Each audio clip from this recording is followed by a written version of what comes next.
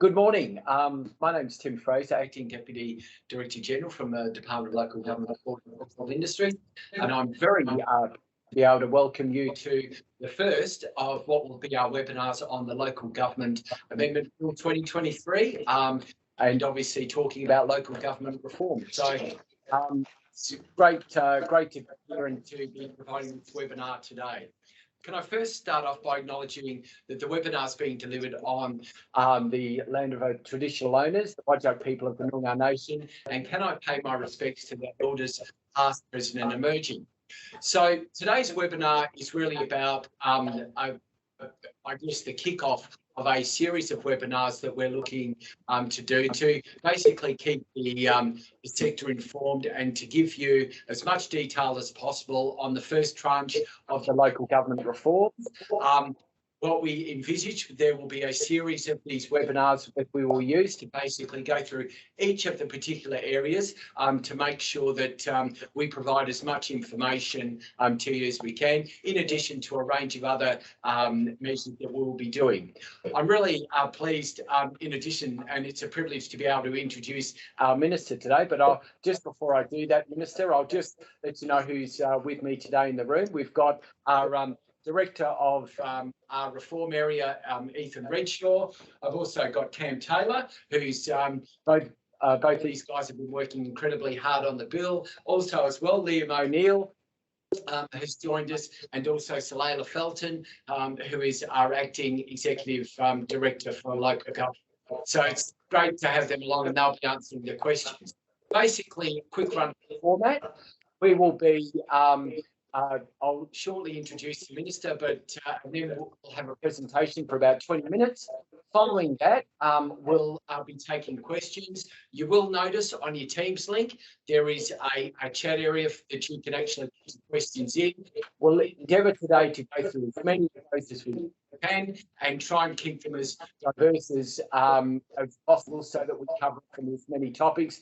But obviously today, just to reiterate, this is the start of a series of webinars, and we will be breaking down each of those key areas of the tranche one of the local government reforms and going into them in detail. But now, what I'd love to do is to be able to hand over to our Minister, and I'm very happy that he's been able to join us today. So it's my great pleasure to introduce the Honourable John Carey, MLA, Minister for Local Government, to say a few words. Over to you, Minister.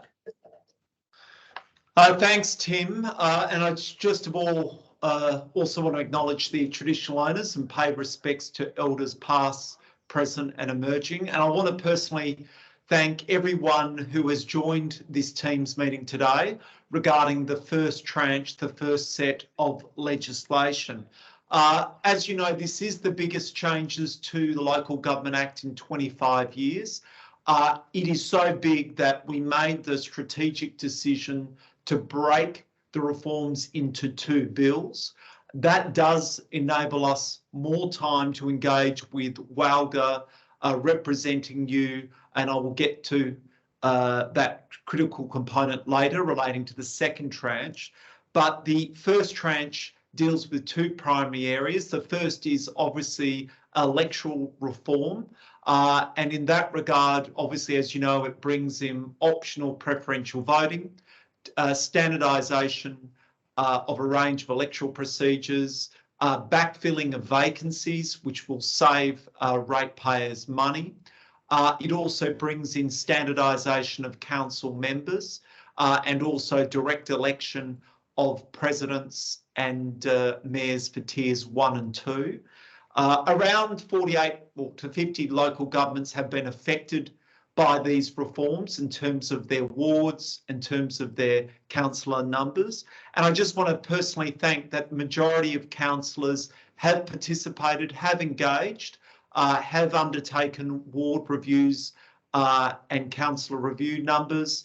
And those recommendations now have been coming through the advisory board, and to date I have signed and approved all of them based on recommendations of the advisory board. So in fact, it has been quite a smooth process. There have been a few councils that have decided to voluntarily spill their whole council. That's their right to do so. They believe that that is an easier mechanism. In doing that spill, it is a full transition to the new set of councillor numbers. There is a couple of councils that have made no decision. We are very clear in the letters to all councils, and I sent a letter to every council, that if you decided not to do a decision, or refuse to do a decision, or unable to do a decision, that still constitutes a decision in that you are picking the spill. And a few councils have fallen into that category. In terms of the other changes, there is a range of other reforms which we see as standardisation and transparency measures. That includes a range of online registers. That also introduces the communications agreement. That also introduces a new set of standing orders and also other requirements relating to meetings. I just want to assure you that while we will set the head powers, for example, for standing orders and communication agreements, we will continue to work through our working group with WALGA and LG Pro. So while the head powers for regulations which govern some of these changes will just be that in the bill, there will be then follow-on consultation, which my understanding is to date, the working group which has WALGA and LG Pro around the table has been quite successful. In terms of tranche 2, that does then deal with the key reform of the local government inspector.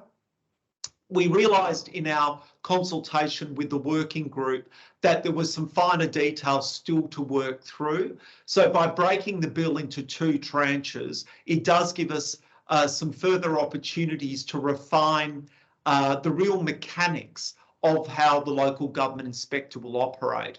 And there will be, through the process of working group, some refinements, some further changes, and we will announce then the second tranche in due course once we've done that full consultation with WALGA and LG Pro. In terms of the timing of the first bill, it will be passed in time. We're very confident so that it comes in terms of the optional preferential, the direct elections of mayor and presidents, and also the revised numbers and transition that will come into effect for these elections. The actual bill will be, if you're interested in watching the debate and in detail, will be debated next week in Parliament. I might leave it there because you'll be getting a full 20-minute briefing. As always, my office is very happy to engage with any local government separately with any specific concerns. I have my advisors here who will be sitting in the meeting. You're welcome to reach out to them in the first instance. Sam and Matthew, we're always here to help. Thanks, Tim. Thank you, Minister. Look, just to reiterate, we'll go through our 20-minute presentation, but we're really kicking off today a process where we'll be breaking down those first tranche of reforms in particular and going through in detail. So we welcome the questions both today and ongoing. But now what I'd like to do is hand over to Ethan Redshaw, who'll start with the 20-minute presentation, and then we'll go on to a question time. So over to you, Ethan. Thank you, Tim. Good morning, everyone. So I'm going to give an overview of this bill, the Local Government Amendment Bill 2023. As Tim mentioned, there's an opportunity to ask questions in the chat. So as I go through the presentation, feel free to type through those questions, and there'll be an opportunity at the end for us to read those out and get through as many of those as we can. But this presentation will be at a high level, touching on the themes of this bill, as well as giving a bit of an overview of what this means for local governments. So, as the Minister mentioned, the Local Government Amendment Bill delivers the first tranche of the McGowan Government's local government reforms. So these reforms to the Local Government Act 1995 include updating key principles in the Act, standardising procedures for council meetings across the state. It also provides for mandated transparency measures. So this includes online registers for councils. There'll be reforms to simplify council planning. So there's new terminology that refers to council plans. There'll be the introduction of optional preferential voting. So this is to bring local government elections more in line with state and federal elections. And there'll be other changes to enable greater consistency and efficiency for local governments. So one of the key elements of this reform is relating to elections and representation matters. And the reason that why this bill has been split is to enable these reforms to be prioritised to come into effect for the October 2023 local government ordinary elections. So as the Minister has mentioned, there are other significant reforms in this local government reform package.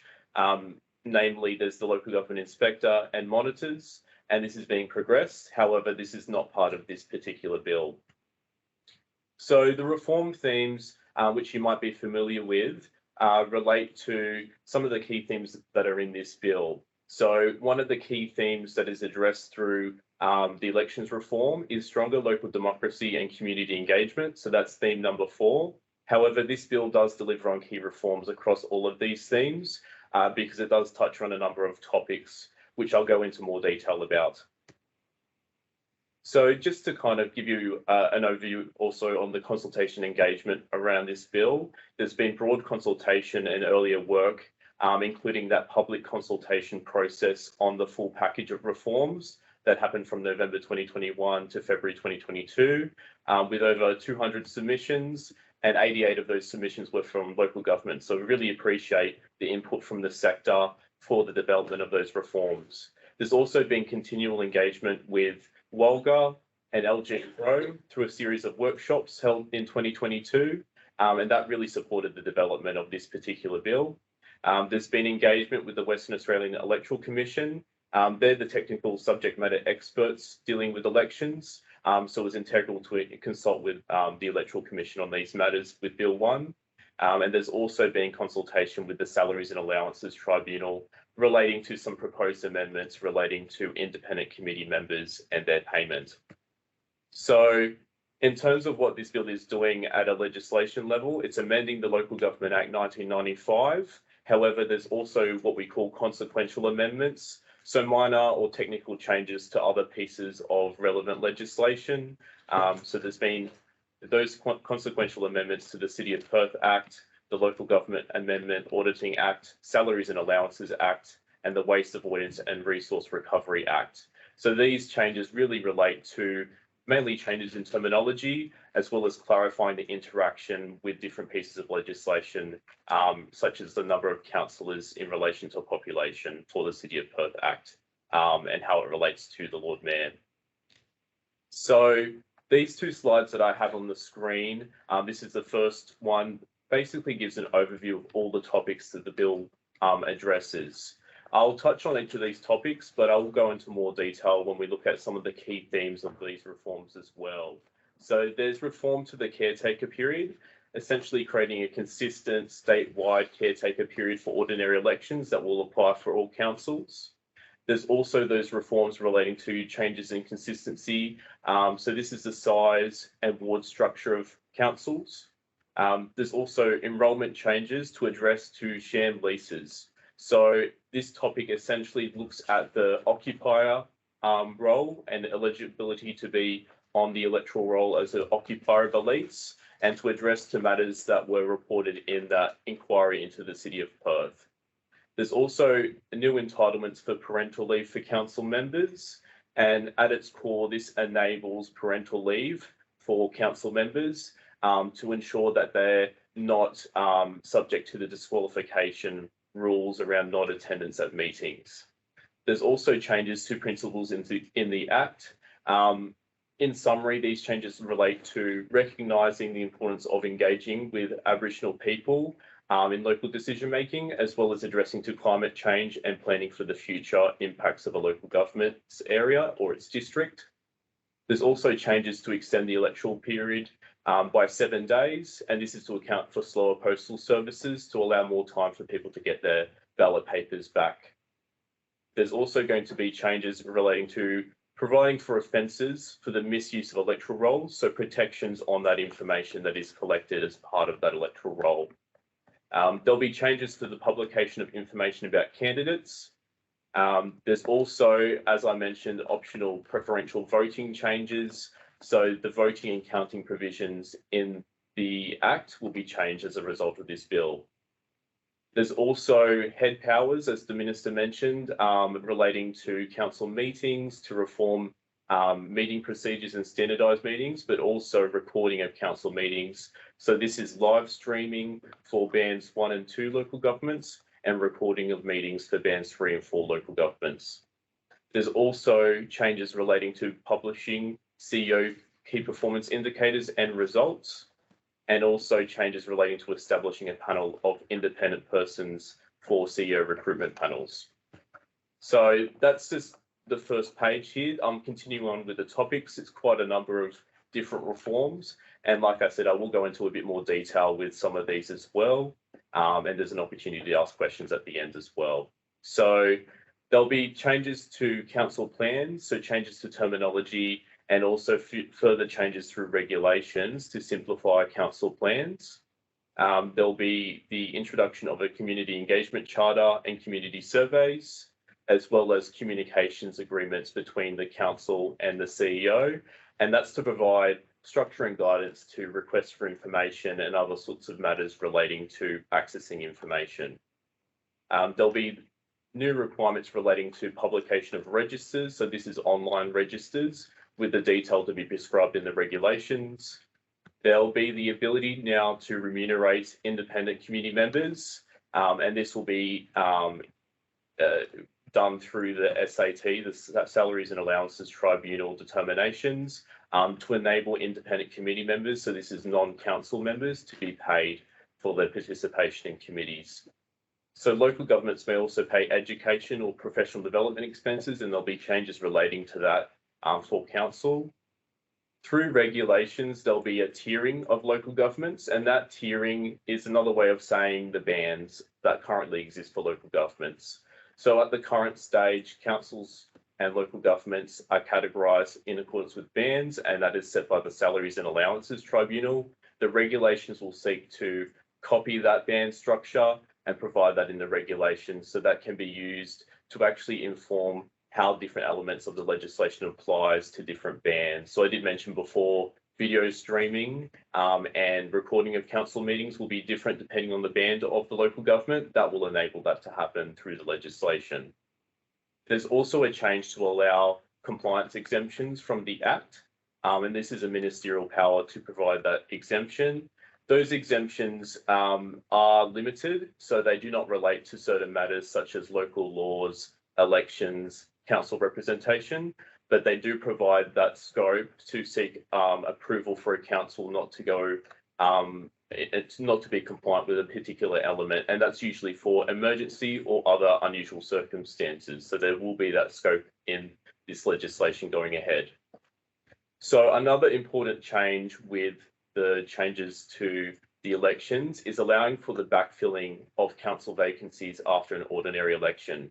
So backfilling of those vacancies, I'll go into a bit more detail about in the following slides, but that's a really important change to avoid the need to run extraordinary elections. So there's also going to be equivalent backfilling vacancies provisions relating to incumbent councillors if they are successful as the mayor or president at that election. There's optional preferential voting changes to provide that new system for voting. And also there'll be transitional and consequential amendments relating to many of these matters. So in terms of the key changes, I'll now go into some of the themes behind and principles behind why these changes are important. So a key change or an element of these changes is transparency. So the new online registers to disclose local government leases, grants, declared interests and contracts, these will be prescribed in detail in the regulations. So it's currently a head of power in the bill, and that detail will be worked out through further consultation with WALGA and LG Pro as part of those workshops. But that essentially is about transparency. So there's also the requirements for publishing annual performance indicators and results for local government CEOs. although there will be provisions for exceptions to that, for example, sensitive matters relating to this subject matter. But again, this is about transparency of reporting for ratepayers and the public. So these changes are designed to provide a more consistent framework for ratepayers and stakeholders, and it also will ensure a minimum level of information is always made available to ratepayers. Another key change or theme is the standardisation and consistency that this bill will introduce. So standardised meeting procedures for all local governments. Again, that detail will be provided for through regulations in the future. So that will be, we'll provide a more comprehensive update on that in future webinars, as we will with other topics that I'll address today. So another change in terms of the requirement for a communications agreement between council members and the administration of each local government, and that will provide that level of a consistency for the sector to have that agreement in place. There will be a statewide caretaker period during ordinary elections, and that's really to provide that consistency again for the whole sector. So this creates consistency for local government operations. It also will facilitate resource sharing because there are common practices established through this legislation. It will be easier for council staff and others to be across what other councils are, other councils' operations, which will be quite important for transparency for the public, but also ease of working amongst different councils. And it will establish a clear standard for engagement with council and administration as part of that communications agreement changes. So as the Minister went into detail about, there are going to be changes to the size and structure of councils that this legislation will move forward. So this is improving the consistency in local government representation. So it will be the alignment of the size of councils. So this is the number of council members in terms of a minimum and a maximum with the population of each district across the whole state. There also will be a mandatory public election of mayors or presidents for larger local governments. And when I say larger local governments, I'm talking bands 1 and 2. And there will be the discontinuation of awards for the smaller local governments, so 3 and 4. So these reforms follow broad long-term trends. They really reflect trends that have happened as part of the existing ward and representation reviews. So the proactive consideration of these representation changes through the ward and representation reviews that many councils have recently been engaging with, that's been really supportive of these changes, and we do appreciate the time for councils looking at these matters proactively to actually move forward on these reforms. Another key change is election reform. So the introduction of optional preferential voting, or OPV, for all local government elections. There'll be those new provisions for backfilling of extraordinary council vacancies. There'll be another slide where I'll go into a bit more detail on that. Preventing the use of sham leases in relation to non-resident occupiers, and that's responding to the inquiry into the City of Perth. Extending the election period, as I mentioned, offences relating to misuse of roles, and publication of specific candidate information on local government websites.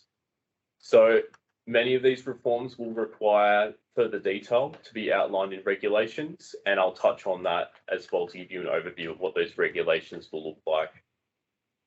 So a bit more in detail on one of those electoral reforms is optional preferential voting.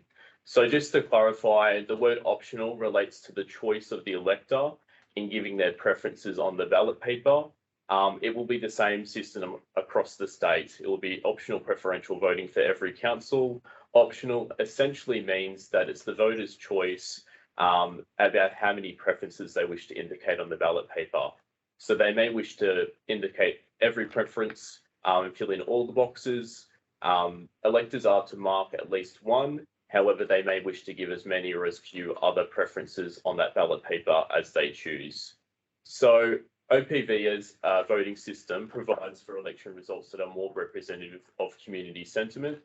And there will be no flow of preferences other than what electors write on their ballot paper. So votes can be exhausted and won't go forward if they haven't indicated preferences on that particular ballot paper.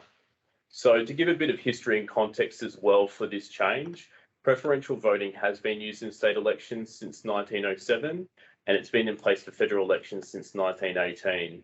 And so across different sectors as well, local government across Australia, some form of preferential voting is used in every other state, whether that be full preferential or other sorts of systems with preferential voting. And in terms of for Western Australia, preferential voting has been previously used in local government elections between 2007 and 2008 and from 1960 to 1995. So it has been in place for local government elections in the past. Just providing some further detail on backfilling vacancies. So there'll be provisions in this legislation that essentially reduce the need to hold extraordinary elections. So this is if a vacancy arises, a council member may resign would be an example. So backfilling of council vacancies can happen 12 months after holding an ordinary election. And backfilling those vacancies can also happen if an incumbent councillor is elected to the position of mayor or president as part of that election as well. That being said, there's also an equivalent change in terms of extending the period that an election, before an election, that a vacancy can be left unfilled. So this is 12 months prior to the next ordinary election, which is a 3-month extension on the current 9-month period. So backfilling vacancies essentially means that at the point in time that the ordinary election is held, the second and third winning candidates, the ones who aren't elected, they're essentially the candidates that will backfill the position if it becomes vacant, and there'll be processes to offer that position to that candidate that was the second or third place candidate, and they can choose to accept that. So there will be 2 essential backfill opportunities, and if they're exhausted, then that may trigger an extraordinary election. But that overall will reduce the need for backfilling vacancies in a lot of situations going ahead. So this avoids the cost of holding elections, and in the long term, that will be a cost savings for ratepayers, and it will also reduce administrative burdens for local governments in having to look at running extraordinary elections for those sorts of situations. In terms of preventing sham leases, the use of sham leases was documented in the report of the inquiry into the City of Perth. So enrolment through a lease can be used to enrol voters and establish a candidate's eligibility to run for election to council. So essentially, non-residents who do have a lease that entitles them for to be an occupier, they can get on the roll and they can also be a candidate. However, that does obviously provide the opportunity for sham leases, and that was what was found in that report. So there will be further changes provided through regulations to tighten up the eligibility requirements in relation to occupiers. So leases must have been in place for at least 12 months. They must also extend into the future for at least 3 months. So short-term leases will not be allowing that eligibility to be on the roll as an elector or to be a candidate. And also the regulations will provide for specific limitations on occupation to prevent these sham leases. So as an example, an enrolment claim might exclude having a cupboard or having a car bay as a basis for a lease, and might say that's insufficient to actually claim for enrolment or eligibility to be a candidate. As I said, this will be provided for in regulations with that detail set out in those regulations. So a bit more information about what the regulations will mean under this particular legislation. So the bill provides what is termed heads of powers or regulation making powers, and this allows for details to be prescribed in regulations. So parts of the bill will outline the scope of powers, the general subject matter, but the detail will be in the regulations. As part of the timing around these changes and noting that there's an upcoming October 2023 ordinary election for the local government sector, there will be a first set of regulations that will focus on matters relevant for elections.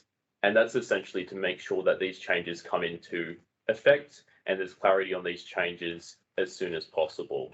Now, there will also be a second set of regulations that will focus on other topics in the bill that I've mentioned. So this is dealing with standardised meeting procedures, communications agreements, publishing of CEO performance indicators and results, online registers, and other matters as well. So similar to the bill, and as the Minister mentioned, there will be continued engagement with WILGA LG Pro as part of workshops on the bill and workshop on the regulations to develop these regulations and the detail behind them. So this slide gives a sense of the timeframes we're looking at for this particular legislation. So the bill was introduced on the 23rd of February.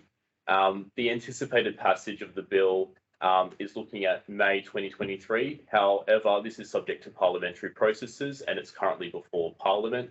As the Minister mentioned, the debate is anticipated to be next week on this particular bill in the Legislative Assembly. Optional preferential voting, just to be clear, it's intended to come into operation for the October 2023 local government elections, just to clarify that in terms of timing. In terms of the timing of making regulations, they'll be progressed, the first set relating to elections as a priority by mid-2023, and the second set will be progressed later in 2023. So that's the making of the regulations, which is different from what I term commencement or implementation timing. So this is when the changes actually come into effect. So there will be transitional arrangements and guidance material developed by the department to support local governments to adapt to these changes. And the timing of these specific changes and when they'll come into effect for local governments, that will be confirmed at a later stage. So in future monthly webinars, when we look at particular topics such as communication agreements and other sorts of factors in this legislation, we'll give that indication and confirmation on the transitional arrangements that are in place and when councils can expect these changes to come into effect. So just a bit on the format of these webinars going forward. We'll be running monthly webinars to provide updates on the local government reform package like we have done today. However, we'll also be doing what I'm calling deep dives into specific topics. So a lot of these we'll just touch on at a very high level. However, it's important to know the detail on various topics. So we'll be going into detail in the upcoming months on optional preferential voting, on backfilling vacancies, on communication agreements, community engagement charters, and the changes to the owner and occupier's role. So addressing the sham leases subject matter. So that's just some of the topics we'll be looking at, but we'll be holding them on a monthly basis. And just wanted to give you an overview of what's coming up and what to expect later on in 2023. But that's, I guess, brought us to the end of the presentation, and we might then just have a look through the questions that have come through while I've been talking, and I might get Liam to review any questions that have come up, and we'll address them as we go. Okay, so we'll start with the first one. When will the Office of the Local Government Inspector be established? So that's a good question. It probably goes back to what I was saying then about giving more clarity on these changes in future webinars, because that is a reform that will be part of the second tranche bill.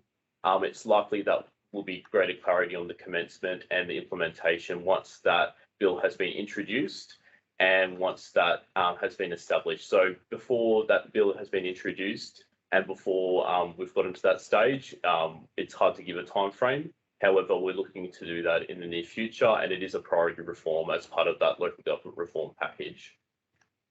Okay. When is it anticipated that we will be advised of the ministerial decisions regarding the Local Government Advisory Board's recommendations? Might turn to Liam for that one. The advisory board needs to determine, well, not the advisory board necessarily, the minister needs to determine and make orders for all local governments by 30 June for the elections this year. So you can anticipate by 30 June all those decisions should have been made, including whether the minister has accepted or rejected a local government's proposal. And obviously, if it's rejected, then the bill provides for the minister to make transitional and change orders to bring local governments in line with the reforms. So regardless, an order will be made for each affected local government by 30 June at this stage. Okay. Why do local government elections have to be brought in line with state and federal government elections? That in itself is no good reason to change preferential voting. I guess it's one of the reasons to, and one of the benefits of having a consistent voting process. This is maybe my personal perspective on this, but in terms of voting processes and having clear processes that align with other levels of government, it's actually important for voter engagement. It helps with communications around elections to have consistent systems. So That's been my observation in other Australian jurisdictions, that they have actually aligned voting processes across different levels of government. Because at the end of the day, when the voter is filling in the ballot paper, if they're having to think about different systems, that can lead to informal votes and the prevalence of informality. So that's just one consideration. But one of the key considerations for optional preferential voting is that it does allow for the voter to express their preferences in the best possible way, and they can choose to have preferences fully filled out in the ballot paper, or they can choose to have maybe just indicate their first preference as they could in the first past the post system. I suppose the other point to add there is that the new methodology for backfilling vacancies, optional preferential voting, also lends itself to that method, and by essentially having next in line candidates that are representative of the overall vote, and that can provide a significant cost saving for local governments. And I think the other thing to say is that by the way preferential voting works is it allows a greater set of diversity in the sense of what can be elected in local governments, particularly for local governments that would have multi-member wards. It would be elected on a proportional basis. So that means that candidates will come from different backgrounds and different perspectives. And then likewise as well, we've seen in places like in certain local governments where you've got a councillor who's been elected with 4.8% of the vote under the current system. That's not necessarily representative of the entire district's perspective, because it meant that all the votes for all the other candidates were essentially considered wasted votes. So preferential voting allows more people's votes to be counted and be reflected in the result of that election. If the Act will now deal with council standing orders, will local governments need to revoke their standing order, local laws, or will revocation be written to the Act? Will the standing orders also deal with committees? They will also deal with committee meetings. They'll be in regulations. So as I understand, I think the regulations will override the local laws. And then likewise, in the current Act, the Governor has the power by order to repeal local laws. So you would anticipate in that process, the department would arrange for a Governor's order to repeal all existing meeting procedures, local laws, so that the books are clean. When will the regulations come into effect? I think we've covered that earlier. So the City of Stirling expects to count 90,000 votes under optional preferential voting, 45,000 for the mayoral vote and 45,000 for the ward vote. How much time should we allow for the vote counts and potential recounts? I think that's probably more of a technical question for the West Australian Electoral Commission. Yeah, I would agree. Yeah. And for those of you who are not choosing to use the West Australian Electoral Commission, essentially, I guess all that happens is it's by round. So if you're doing a mayoral vacancy, and no candidate has achieved a majority, you would then conduct another count where you've eliminated the lowest placed candidate. In theory, they should have less votes, so it should hopefully be maybe a couple of hours more, but they managed to do most federal electorates and state electorates a broad count on the night. So with the fewer votes there are in local government elections, we'd hope that, or there would be a couple more hours, it wouldn't be, a several day event. Yeah. Could I just add, I think one of the key takeouts that we've said very early, and certainly our minister has, is engage with the WAEC, engage early. We're obviously working very closely with them on this reform package, and we'll continue to work through the elections. In fact, we have somebody from the WAEC starting with us shortly to provide that further support to the sector. But I guess one of the key takeouts for today is to engage with the WAEC, get them on board. They can not only answer those technical questions, and we're obviously also happy to go through that when we run our series of webinars, but just to leave that with you, particularly for this election, engage with them while we're bedding down the processes at your local level, and make sure that they're part of the ongoing process. So yeah, it's important. Yeah, and just following on what Tim said, I think the first the webinar after this will be on optional preferential voting to give that clarity and to get into a bit more detail around these scenarios as well. Could you please confirm what reforms are being proposed for electors' meetings? Well, the minimum number of electors increases from 100 to 300. And essentially, if a matter has been previously, a meeting has been previously held within 12 months, that the council will have a right to not hold another electors meeting. So this really is designed to deal with persistent requests from electors. That it's not designed to stop electors meetings, special meetings. It's just to try and avoid some of the issues that we've seen in the past in relation to the substance of meetings, and essentially try and address up a matter which has already been dealt with before as another matter. But it does require that the council provide notice, provide the reasons for not holding a meeting, and it also requires that the matter will be brought up at a subsequent ordinary meeting or at a future special electors meeting. Well, the next question was quite a long one, so I'll just summarise it. Essentially, for those local governments like Narrogin that didn't accept didn't follow the voluntary pathway, when can they expect to find out about the decision on their local government? I think, as we said before, it'll be by 30 June. Orders will have been made for your local government. Yeah. Where are the CEO KPIs to be published? At a separate location online or in the minutes of the meeting? I expect this likely to be described in regulations. Yeah, the detail of this will be part of the regulations, and that's the importance of having those workshops with LG Pro and Wildgar to actually get the detail here. So in terms of that, that's still in development. And yeah, that's probably the best response we can give at this time. And it's both the KPIs and the report on the CEO's performance against those. And potentially the CEO's response to the report. Is it expected that the CEOs of DGs of government agencies will be published as well? Probably a question. Probably a question for the Public Sector Commission. Yeah. So do we need to gazette a new meeting procedures local law when it's standardised? No, because the regulations will be uniform for the sector. There wouldn't be a need for local governments to maintain meeting procedures local laws any further. With respect to a candidate who was appointed up to 12 months post-election, does the code of conduct continue to apply to them in that period? In that, do they need to hold in readiness and continue to comply with the code for the 12 months?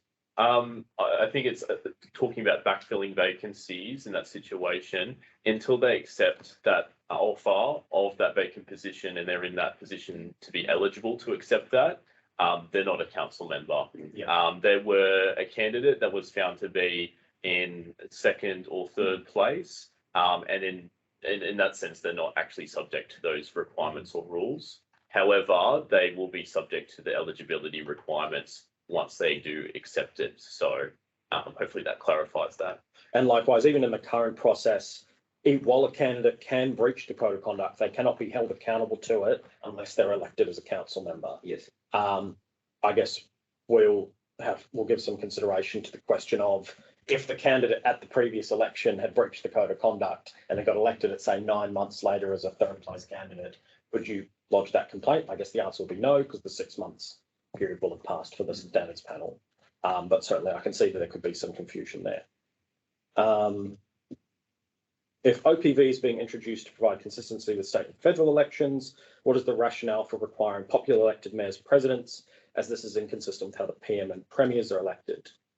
I think the thing to say to that is that local government isn't like Parliament. There is no cabinet government that needs to maintain a majority on the floor of the council. So I don't think that's a model that can be reflected even with the election of the existing way where councils elect a mayor president, because the mayor president's essentially the speaker if you were to apply that model. So I'm not sure that connection can really be drawn in the way that local government works. Yeah, I think it's not so much about consistency across levels of government with that change. It's about line of sight for the public and ratepayers and voters to the leader of the council as well to be popularly elected. And this is applying for bands 1 and 2 local governments. Yeah. Can you please explain the caretaker period? When will it commence and how does it apply? Then you probably have a better sense of the time. The caretaker period commencement will be worked out whether it's for this election or the next. But essentially it'll be like many local governments that currently maintain a caretaker period policy. The local council will not be able to make significant decisions during the caretaker period. and there'll be certain restrictions on what sitting elected members can do during that period to ensure that everyone's on an equal playing field, and an outgoing council can't, perhaps with the knowledge that it might not be re-elected, decide at its October meeting 3 days before election day to enter into a multi-million-dollar contract. When you say the key issue at the election is whether or not to enter into that contract. Much like what happens in state and federal government, the council will still, however, be able to make decisions on planning applications and decisions where they are subject to, say, a contractual obligation or a court order or a legal need to make the decision.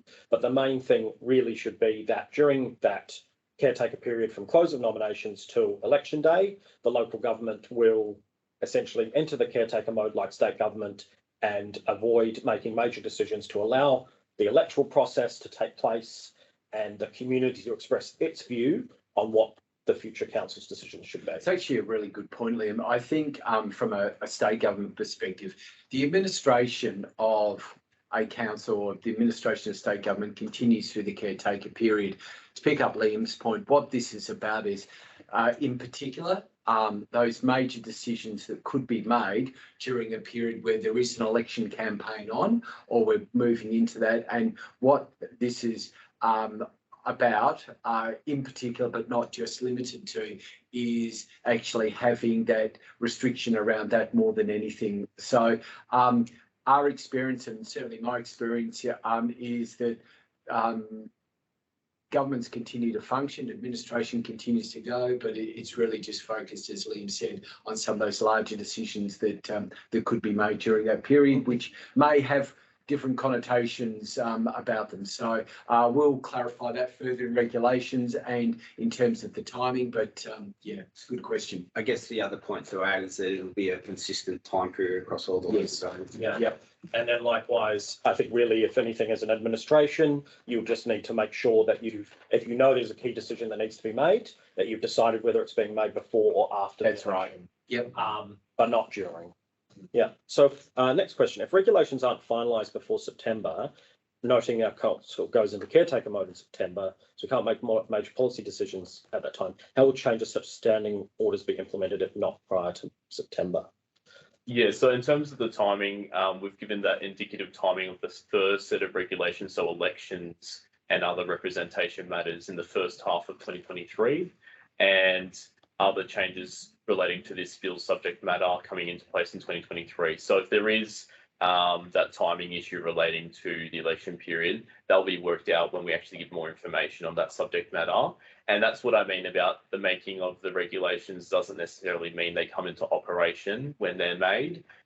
What there will likely be in that sort of scenario, and that's a hypothetical, because it could be that they come into effect and are made after the elections. But in that hypothetical, there'd be a transitional arrangement to provide for clarity to the sector of when these changes come into effect, as well as any transitional arrangements if there's existing policies, agreements, etc., that need to be applied from one date but then changed over a particular date. So that will be provided with further clarity once we get into those webinars on those subject matters, and as the regulations are progressed with drafting as well. But there's not going to be that situation where it will have that interaction where it won't be clarified of how it will come into effect.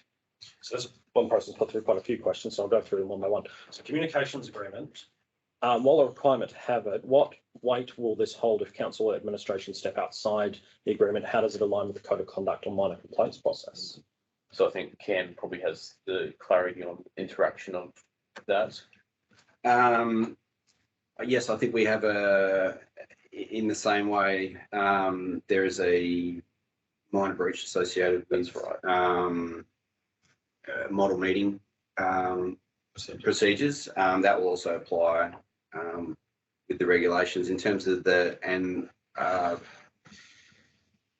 expect that some of the detail in relation to linking with the code of conduct is still to be kind of finalised in regulations, I suppose, to answer what a breach of a comms agreement might actually look like. Yeah, we'll probably go into more detail about that down the track once we've actually established a model comms agreement. Yeah, it is a good question. I think we need to look at what kind of breach are we looking at with the comms agreement? And we'll provide more clarity on that when we talk about comms agreements and as that develops with consultation with Wildgar and LG Pro as well.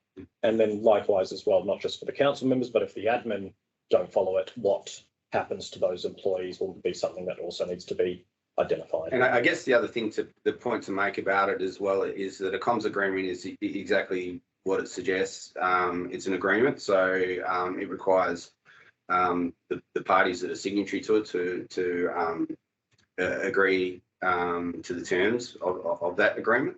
So, or at a minimum, the model agreement applies. So it's I guess the thinking behind it is more about having clear understanding and clear processes, and so that all parties understand exactly how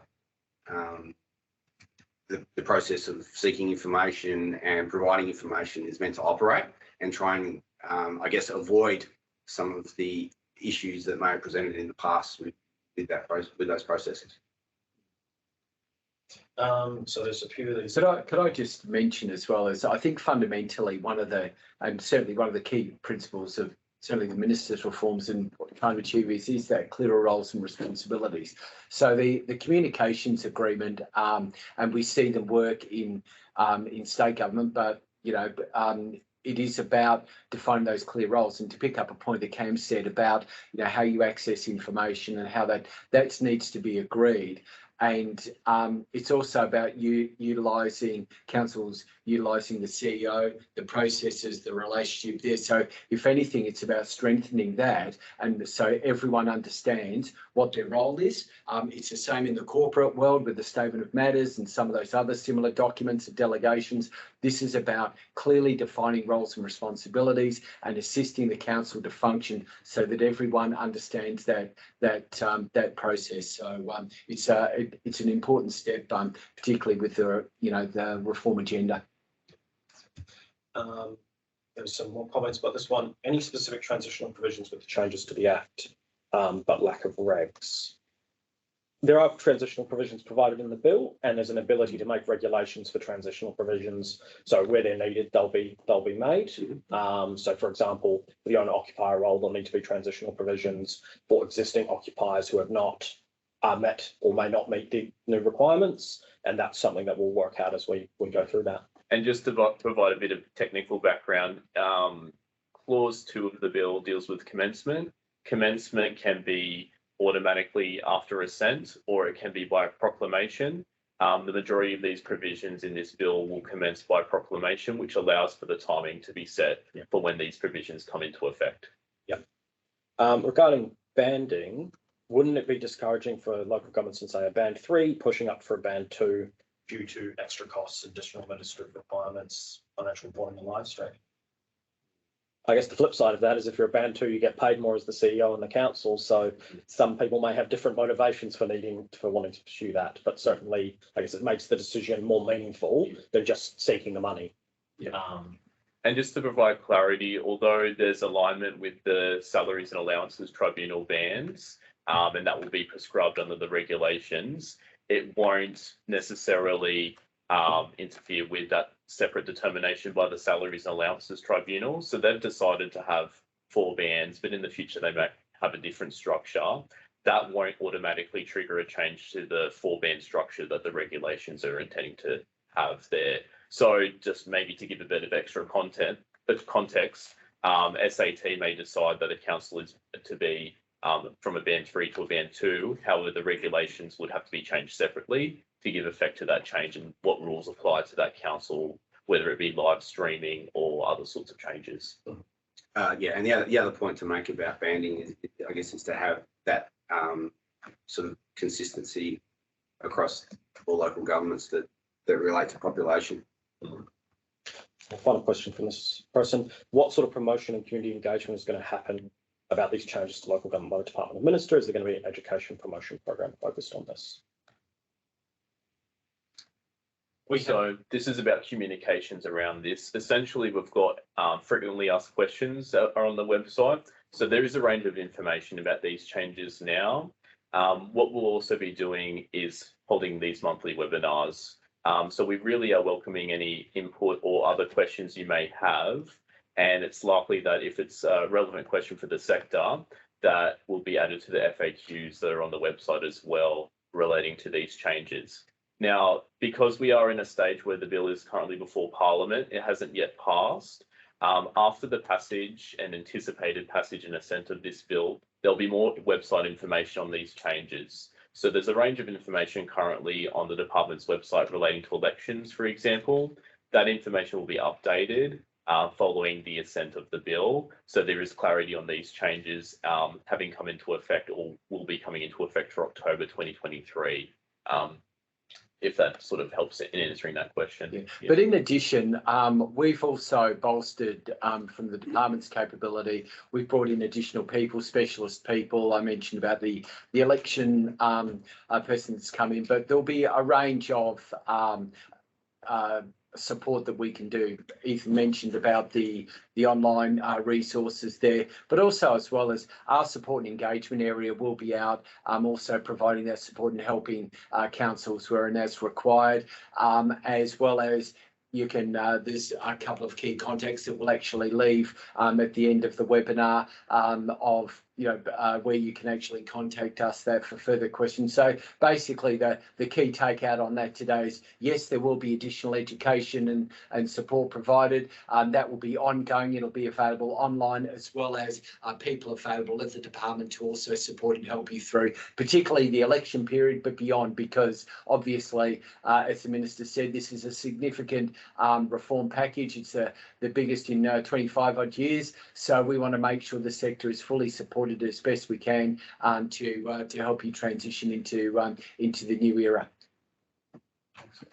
I've got a few more questions. So, in relation to annual electors meetings, one local government had over 50 motions from electors at the AGMs.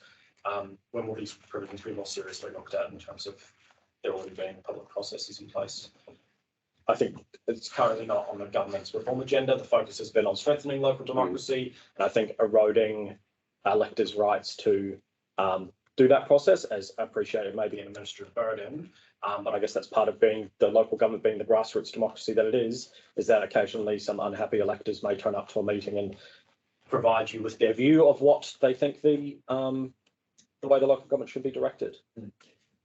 When can we expect more details on council plans and their impact on current IPRF requirements?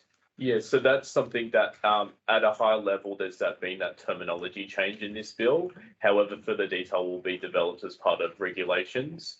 That work is ongoing, and that's likely to be what you could see as the second set of reforms underneath this particular bill. So later in 2023, that development will be taking place. Yeah. In relation to the caretaker period, specifically, what will be the restrictions on elected members? So the bill doesn't provide, in relation to caretaker period, particular restrictions, but in the communications agreement regulations, we may be looking at particular things to prevent sitting council members from gaining perhaps information that other people don't have access to or don't relate to their decisions before the council. Yeah, if you're looking at this information in relation to caretaker periods, one key term to look at is significant act. Essentially, it's providing for during that period that there's no significant act, which really relates to those decisions we went into detail about earlier. It's not intended with a caretaker period to be a barrier to the day-to-day administration of a local government. And there is protections within that definition of significant act as well to provide for exceptions or exemptions relating to emergencies and other situations as well. So if there is a situation where the council does need to do something and it's critical to the day-to-day operation or just to be an important act to be done, but it needs to be done during that period, that also provides for that. But yeah, significant act is the term to look at for a bit more clarity of what that term means for the caretaker period. When will live streaming requirements come into effect? Another good question, and again, I think this relates to the difference between making these regulations and making these amendments through the bill and the transition period. So we do understand that live streaming, there's going to be the need to look at how that's done at a council level and some planning behind that. So there will be a transition period to make sure that councils can adapt to those changes. So we'll provide that information as those rules are developed, because the regulations are still in development in relation to how that is actually done at an operational level for the council, if that makes sense. So we'll provide more information in upcoming webinars about that and when you can expect to be planning for those changes to come into effect. Yeah, but we've got 3 questions left. So if anyone else has any questions, now it's the final time to pop them in. In relation to aligning with state and federal systems, why not compulsory elections? Well, I guess it wasn't on the agenda, but on the reform agenda, I suppose part of the difficulty is the alignment of elections every 2 years for local government elections. That would be part of the minister's consideration. It would become a very expensive exercise because a state election costs many millions of dollars to conduct throughout the whole state. So a compulsory local government election would essentially be the same thing, and you're doing 2 of them in 4-year cycle rather than the existing half-up model. So I think that would have to be quite a structural change to the way local government works. Yeah. That's probably been the main reason why that's not proceeded. Will there be any financial support for smaller councils with limited resources to implement these reforms? I guess that's a bit of a broad question. I think it will probably have to be something we'll look at in terms of what the changes mean. And that's what I mean in terms of the importance of WildGuard and LG Pro providing that input for the details behind these regulations to make sure it can be something the sector can adapt to with these changes. So, for example, the live stream and recording changes in a way that the sector can actually implement those changes successfully. But yeah, without any specifics, I think that's all I can kind of say at the current time with that. Might have to be based on the topic that we're looking at and its impact on the council. How will the department measure the success of these reforms? I guess that's a good question. Yeah. Well, it is. I mean, it's on a range of different fronts. Obviously, we have a range of different tools that we use to effectively assess the health of the sector. We've got everything from sort of financial reporting and the various tools that we use there to assess. There's everything from, my council, the financial health indicator through to the risk assessment work we do with each local government. So I think the success of these reforms, and I have no doubt they will be, I think will be reflected in a number of the KPIs that the department does. And certainly from our perspective, we want to see through this in particular, our councils in some instances, particularly on a risk basis, some of them functioning better, more effectively, and anything that we can do to support that we're in favour of. But again, the department looks at its KPIs, looks at how we assess and look at the sector on a pretty regular basis. And I know that's been a topic of discussion at the department for some time, more broadly as to the overall department, so not just local government, but the others. So it's something that we continue to do. But look, we'll see this through a range of different KPIs that the department has.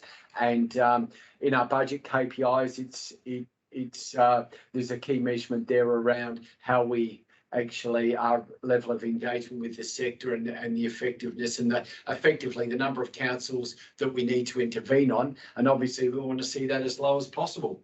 So that's, I suppose, a fairly broad answer, but I guess I'd just leave you with, we'll see it in a number of our different KPIs. What appears to be the last question, will the reform of payments to committee members also include committees like a local emergency management committee or a bushfire advisory committee? Is the remuneration going to be high, given it will affect budget with many community members?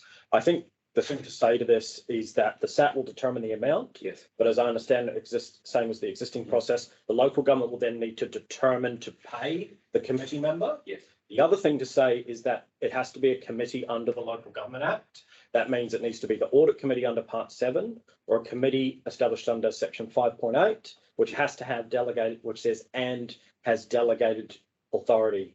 So you would need to have a committee, like say a planning committee, that determined applications and had independent members. Those members would be eligible for payment, but advisory committees don't necessarily fit the definition of a committee under the Local Government Act. So then they likely wouldn't be eligible for payment.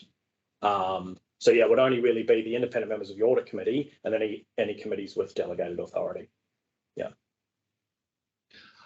Okay, so look, I think that brings us to the end of the questions. I'd like to thank Ethan and Liam and Cam in particular for answering those. And just to reiterate, this is the start of a process around the local government reform. So today's webinar was really designed to give you an initial overview. We recognise now a lot of the work in a regulatory sense really begins, and we'll continue to work very closely with Wildgra and LG Pro on both developing the regulations and discussions, in particular, picking up some of the comments today around timing. The commitment from us is that we'll continue to work very closely with the sector on that, on both of those areas. And we're really now kicking off a series of these webinars. And if you need any additional information, you know, we've got our online resources, our support and engagement team, and even the reform team will also be available to assist and answer any of those queries. But really what we're looking to do is work closely with the sector on ensuring that both through the election and the broader reform package is implemented as you know, as smoothly as possible, recognising some of the issues that have been raised today. But look, very appreciative of you making yourselves available for the webinar today. I think we'll close it out at that, and very soon we'll put up the date of the next webinar, which I think is discussing optional preferential voting. So we'll be announcing that date very shortly. Keep an eye out for that. But again, thank you so much for your time, and we look forward to seeing you at the next webinar. And as always, send us, if you've got any other questions, send us an email. We'll endeavour to respond as soon as we can. Thank you. Thank you. Thanks.